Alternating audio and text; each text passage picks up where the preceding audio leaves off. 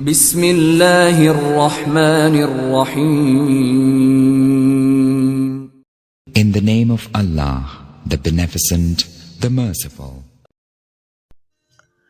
رمضان المبارک کی فرضیت کے احکامات. اسلام کی بنیادیں 5 ہیں. 1. اس بات کی گواہی دینا کہ اللہ کے سوا کوئی معبود نہیں اور محمد اللہ کے رسول ہیں. 2. نماز قائم کرنا. 3. زکوٰۃ ادا کرنا.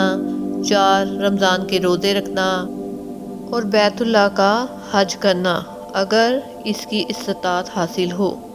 روزے کی تعریف. اس کے لغوی معنی تو رک جانے کے ہیں اور شرع اسلام میں یہ اللہ کی ایک عبادت ہے جس میں ایک مسلمان اللہ کے حکم سے تمام مفطرات سے طلوع فجر سے غروب شمس تک رکا رہتا ہے. مفطرات کے معنی ہیں روزے کو توڑ دینے والی چیزیں جیسا کھانا پینا اور بیوی سے ہم بستری کرنا. یہ ساری چیزیں اگرچہ حلال ہیں لیکن روزے کی حالت میں یہ چیزیں ممنوع ہیں. اس لیے اللہ کی رضا کے لیے اللہ کے حکم پر فجر سے لے کر سورج کے ڈوبنے تک ان تمام چیزوں سے بچ کر رہنے کا نام روزہ ہے. روزے کا مقصد. اس تعریف اور عمل سے ہی روزے کا وہ مقصد واضح ہو جاتا ہے جو اللہ تعالیٰ نے قرآن کریم میں روزے کا حکم دیتے ہوئے لعلکم تتقون سورہ بقرہ آیت نمبر 183 کے الفاظ میں بیان فرمایا ہے کہ تمہارے اندر تقوی پیدا ہو جائے. تقوی کا مطلب ہے دل میں اللہ کا ڈر اور اس کا خوف اس طرح جاگزی ہو جائے کہ ہر کام کرنے سے پہلے انسان یہ دیکھے کہ یہ جائز ہے یا ناجائز، حلال ہے یا حرام، اس سے اللہ راضی ہوگا یا ناراض. روزے سے یہ تقوی کس طرح حاصل ہوتا ہے؟ جب ایک مسلمان روزے کی حالت میں گھر کی 4 دیواری کے اندر بھی جہاں اسے کوئی دیکھنے والا نہ ہو، نہ اس کا کوئی مواخذہ کرنے والا، کھاتا ہے نہ پیتا ہے اور نہ بیوی سے اپنی جنسی خواہش پوری کرتا ہے. کیوں؟ محض اس لیے کہ اللہ تعالیٰ نے روزے کی حالت میں ان چیزوں سے اسے روک دیا ہے. تو پورے 1 مہینے کی تربیت سے بشرط یہ کہ انسان خلوص اور کامل اذعان اور شعور سے کوشش کرے، اس کے دل میں اللہ تعالیٰ کا خوف راسخ ہو جائے گا اور یہ بات اس کے ذہن میں نقش ہو جاتی ہے کہ جب روزے کی حالت میں اللہ کے حکم سے حلال چیزوں سے بھی میں اجتناب کر رہا ہوں تو جو چیزیں اللہ نے ہمیشہ کے لیے حرام قرار دی ہیں ان کا ارتکاب میرے لیے کس طرح جائز ہو سکتا ہے. روزہ ہر عاقل بالغ مسلمان پر فرض ہے جو روزہ رکھنے کی طاقت رکھتا ہے.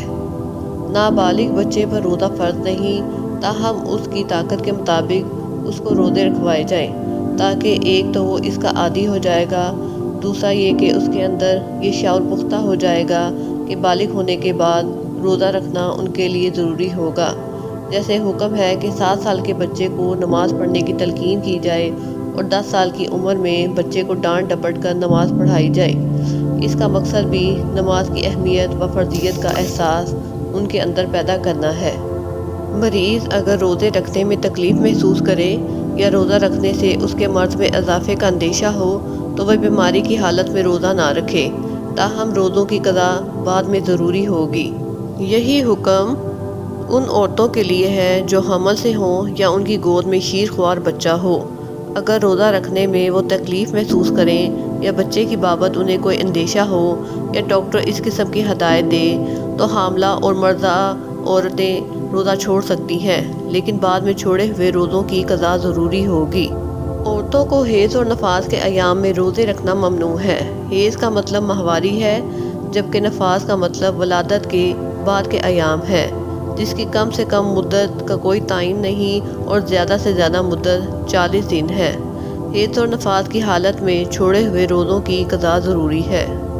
جو شخص روزہ رکھنے پر قادر نہ ہو، جیسے کوئی دائمی مریض ہو جس کی صحت یابی کی کوئی امید نہ ہو یا بہت بوڑھا آدمی جس کی طاقت و توانائی ختم ہو چکی ہو، یہ دونوں چونکہ روزے نہیں رکھ سکتے اس لیے یہ ہر روز ایک مسکین کو کھانا کھلا دیا کریں.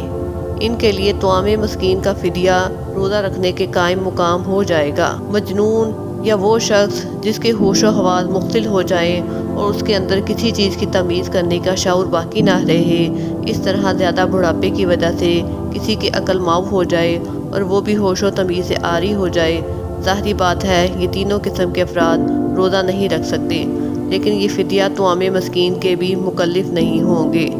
کسی شخص کو کوئی اضطراری حالت لاحق ہو جائے، جیسے کسی ڈوبتے شخص کو بچانا یا کسی کو جلتی آگ سے باہر نکالنا، یا اس کی اپنی حالت بہت خراب ہو جائے، تو اس حالت میں روزہ توڑنا جائز ہے، لیکن بعد میں اس کی قضا ضروری ہوگی۔ مسافر سفر میں دقت محسوس کرے تو اس کے لیے روزہ چھوڑنا جائز ہے، اس کے بعد قضا دینی ضروری ہے۔ اس طرح وہ لوگ جو ہمیشہ ہی سفر پر رہتے ہیں، جیسے بسوں، ریلوں وغیرہ کے ڈرائیور، یا ملازمت ایک شہر سے دوسرے شہر میں روزانہ سفر کرنے والے ہوں، ان کے لیے اگرچہ روزہ چھوڑنا جائز ہے، لیکن روزوں کی قضا ان کے لیے بھی ضروری ہے۔ اس لیے سفر عارضی ہو یا دائمی، روزہ رکھنے یا نہ رکھنے کی رخصت تو ہے، لیکن ان کے لیے روزوں کی معافی نہیں۔ ان کے لیے رمضان کے روزے پورے کرنے ضروری ہیں۔ اگر سفر کی وجہ سے رمضان میں نہیں رکھیں گے تو رمضان کے بعد قضا دینا ضروری ہے۔